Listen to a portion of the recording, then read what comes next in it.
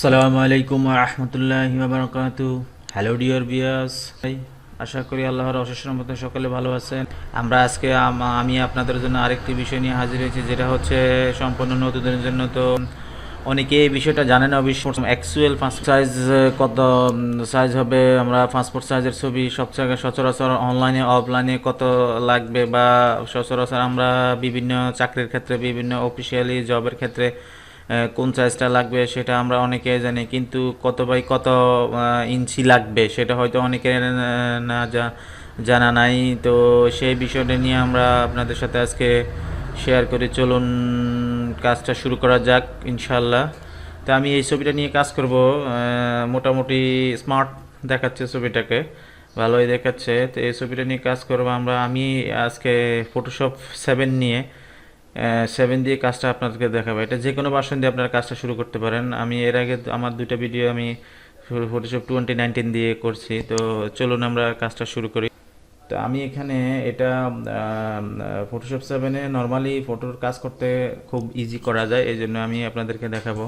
আমরা সর্বপ্রথম এখানে যেটা যাব, এই যে ক্রপ, এই যে ক্রপ ক্লিক করবো। ক্রপে ক্লিক করলে বা কিবোর্ড থেকে কন্ট্রোল সি দিল, এখানে উপরে ডায়ালগ বক্সগুলো শো করবে। উপরে ডায়ালগুলো শো করলে ক্রপে ক্লিক করলাম বা কিবোর্ড থেকে কন্ট্রোল সি, ওকে, কিবোর্ড থেকে কন্ট্রোল সি বা এখানে ক্রপে ক্লিক করলে উপরে ডায়ালগ বক্সগুলো শো করবে। এই যে দেখেন এখানে ওয়াইড মানে চৌড়া, হাইট মানে উচ্চতা। তো ওয়াইড সাধারণত ওয়াইড কত হয় 1.6, তার কমও দেয় 1.55। যে সাইডের একটা বর্ডার যে সাদা থাকে ছবির সাইডে, যে কোনো সাইডের বর্ডার, সেটা নিয়ে 1.6 হয়ে যায়। 1.6 আর হলো 2, 1.6 ইঞ্চি, কিন্তু মনে রাখতে হবে আমি ইঞ্চির বিষয়টা দেখাচ্ছি আপনাদেরকে। এখানে সেন্টিমিটারও হয়, সচরাচর সেন্টিমিটার সব জায়গায় ইউজ হয় না, বাট ইঞ্চিটাই সব জায়গায় ইউজ হয়। অফলাইন অনলাইন সব সেক্টরেই বিভিন্ন চাকরির ক্ষেত্রে অফিসিয়ালি ক্ষেত্রে ইঞ্চির কাজটাই বেশি ইউজ হয়। তো আমি কী করলাম, ওয়ার্ড দিলাম 1.6, হাইট দিলাম 2, তার রেজুলেশন দিলাম 300, ওকে। ওয়াইড, হাইট আর হলো রেজুলেশন, ওকে। তো এখন আমি কি করব, ছবিটাকে ক্রপ করব। ছবিটাকে ক্রপ করতে হলে তো আমি একদম নির্দিষ্ট মেজারমেন্ট অনুযায়ী কি করব, ধরে সুন্দর করে টেনে দিব। কি করব, সুন্দর করে টেনে দিব, ওকে। একদম মিডল বরাবর। এখানে মিডলটা আমি দেখাবো আপনাদেরকে। এই যে একটা বৃত্ত এখানে হয়েছে, এটা আপনাকে একদম নাক বরাবর সোজা আনতে হবে। এই যে নাক বরাবর, ওকে। নাক বরাবর সোজা আনলে আপনাকে বুঝতে হবে এটাকে মিডল, একদম 100% মিডল অ্যাকুরেট হয়েছে, ওকে।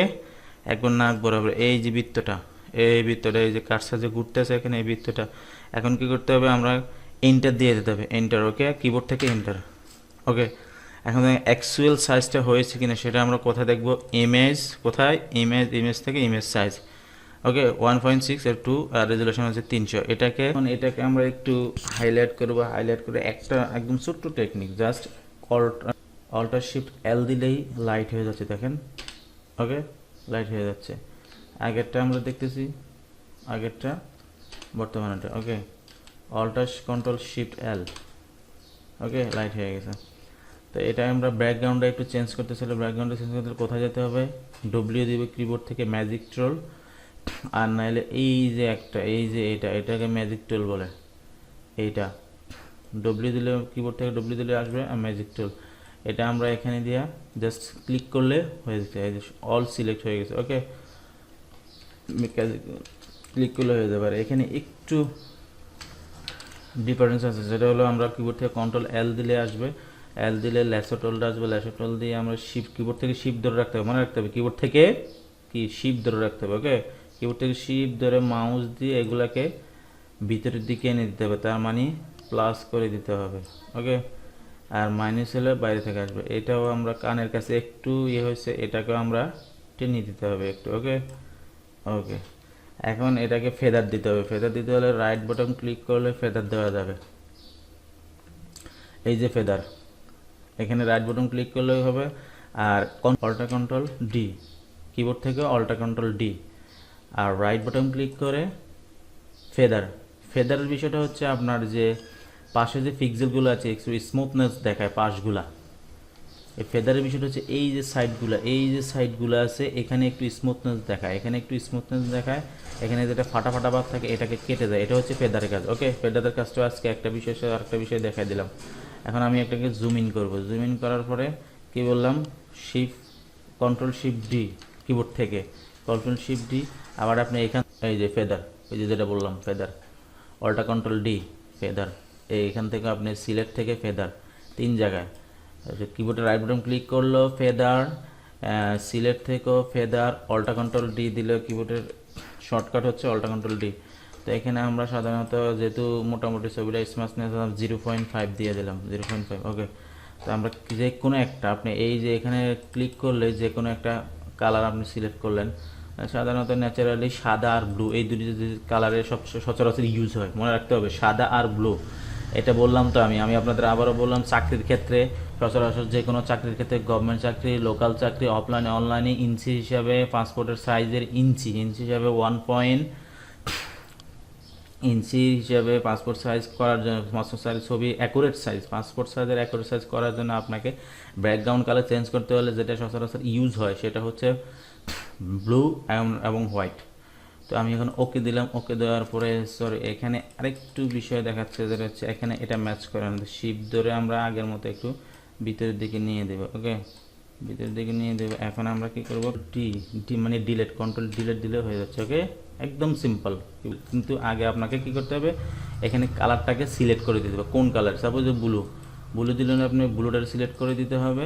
ব্লুটার সিলেক্ট করে কিবোর্ড থেকে কন্ট্রোল ডি। তবে আমরা এই যে ব্যাকগ্রাউন্ড কালারটা আমরা ব্লু আনতে হবে। তারপরে কিবোর্ড থেকে এক্স বা আপনার এখানে সিলেক্ট করলে এটা অটোমেটিক্যালি চেঞ্জ হয়ে যাচ্ছে। কিবোর্ড থেকে এক্স আবার এখানে সিলেক্ট করলে হয়ে যাচ্ছে। তো কিবোর্ড থেকে এক্স করতে হলে আপনার ব্লু হয়ে গেছে চেঞ্জ। ওকে, তো আমরা কি করতে হবে, আবার সাদা আনতে হবে। তো এখানে কিবোর্ড থেকে এক্স দিলে সাদা হয়ে যাচ্ছে, সিম্পল। তো এই ছিল আপনাদের জন্য বিষয়। এখানে একটা বিষয়ের সাথে আরেকটা বিষয় অবশ্যই দেখানো হয়ে গেছে। আমার পরবর্তী ভিডিও আসতেছে ইনশাআল্লাহ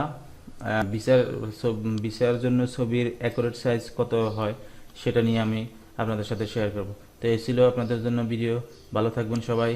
আমার পরবর্তী ভিডিওর জন্য অপেক্ষা করবেন। আমার এই ভিডিওটি যদি আপনাদের জন্য একটু উপকার হয়ে থাকে, ভালো লাগে, অবশ্যই লাইক করবেন, একটা কমেন্ট করবেন এবং পাশে থাকা বেল আইকনে সাবস্ক্রাইব করে আমার চ্যানেলটিকে অবশ্যই সাবস্ক্রাইব করবেন। সাবস্ক্রাইব করলে আপনাদের জন্য এই ধরনের শিক্ষণীয় ভিডিও করতে আমি অনুপ্রেরণা পাই এবং ইন্সপিরেশন দ্বারাই আমি আপনাদের জন্য ভিডিও তৈরি করতে পারি। তো আজকে এই পর্যন্তই। ভালো থাকবেন সবাই। পরবর্তী ভিডিওর জন্য অপেক্ষা করবেন।